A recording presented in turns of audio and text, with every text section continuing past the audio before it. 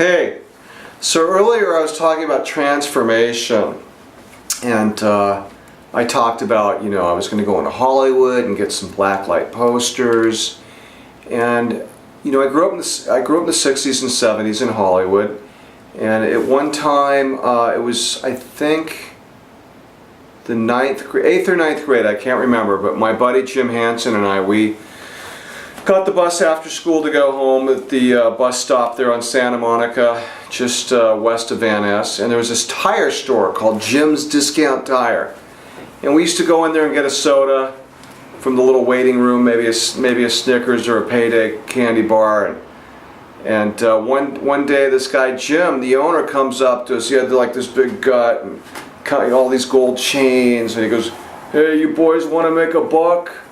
And Jim was a hustler. Jimmy was a hustler. The word money, you could just see his like, Anyway, and I was no schlub myself, but Jimmy even more so than me. So we got on top of that. What's the deal? So he had these little discount coupon cards, Jim's discount tire coupon, and he said, "I want you to go up to Hollywood Boulevard, and every store that doesn't kick you out, that allows you to leave these things, I want you to leave them on their counter next to the cash register." Okay, so he paid us a few bucks an hour, and these things were easy to carry around. They were, this like the size of a credit card. And so I got my first real experience walking the streets of Hollywood, because prior to that, my parents forbade me to go to Hollywood other than to school. I think once in a while I'd get to go to a movie, but that was always chaperoned by one of them. But now I'm a teenager, and I'm on the streets of Hollywood, and I'm walking to like every business there is, from Fredericks of Hollywood to the Supply Sergeant to all these cool head shops. And what head shops were places that sold paraphernalia to use marijuana and other drugs, for all I knew. But in each one of them, they would have a separate room in the back.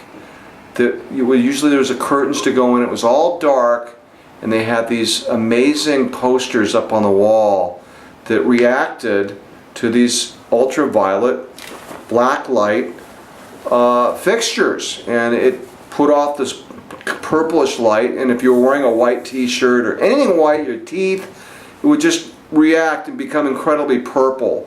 And so were these posters using this special phosphorescent paint that would react with these special light rays. So there I was, several weeks. It was the week after I tore up the linoleum, and I thought, okay, I got to go into Hollywood and buy some of these posters, because my aesthetic transformation was not complete.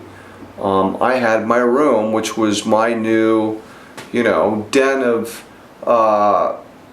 evolution. I was going to call it den of iniquity, but it was really a den of evolution. It was where I was changing. And it reminds me of that Beach Boys song, "There's a place where I can go." You know it. I won't worry you with my singing. But in any event, so I remember it was another Saturday. "I'm going to the store!" My mom would yell. I felt like we were really in a submarine, fire below type thing, dive!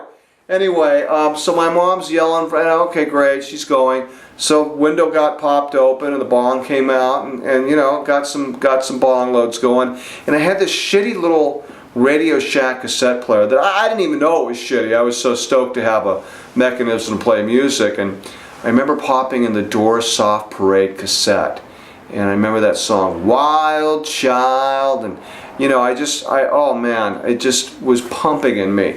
And so I got high, and I'm walking down, Barham Boulevard towards Quinga to get the bus into Hollywood, and that song, "Wild Child," it's just, just pumping through my head, and I just, I was loaded, and the cars were going by, and I just was in my own little world, insulated from, all that, stuff inside of me.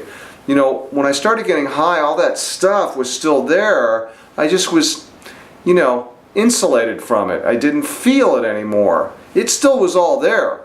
All that, emotional pain and bondage and, lack of, healthy child rearing that I didn't have a narcissistic period. I didn't have that mother-son mother-child, father-child connection growing up, you know. So I had all this stuff in me that just really was, you know, it was not good. So I'm walking down Hollywood Boulevard. I mean, I'm walking down to the bus stop to get into Hollywood, and I could see the bus. I'm stopped at the stop sign. I could see at the stoplight. I could see the bus coming, and I'm like, geez, I'm gonna miss this bus. It's got a green signal. It's just gonna go. So, you know, here I am, completely stoned off my ass, running through traffic practice, you know, dodging a couple cars to get on this bus. I get on the bus, I get into Hollywood, I get off at Island, and I start walking down. There was Alter Ego, Penny Lane, Fatima's Chillum. There were several others which I don't remember. Those were the three that I definitely remember. And you know, there I was walking down Hollywood Boulevard with this full head of pot on my shoulders, and just my imagination going wild on procurement to get some blacklight artwork.